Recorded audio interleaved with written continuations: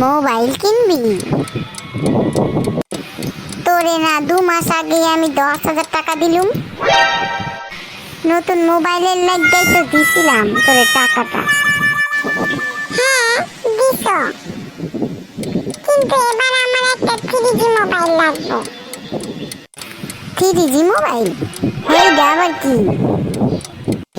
3G কি জানো না? 3G হলো থার্ড জেনারেশন মোবাইল। কি কইলি? তোর এত অধঃপতন হয়েছে? আমার কি টাকার অভাব আছে? তোরে আমি কোনোদিন সেকেন্ড হ্যান্ড জিনিস কিনে দিইনি, আর এই তুই আমার মাইয়া হইয়াই কিনবি কিনা থার্ড হ্যান্ড মোবাইল? ওহো বাবা, তুমি বুঝবা না।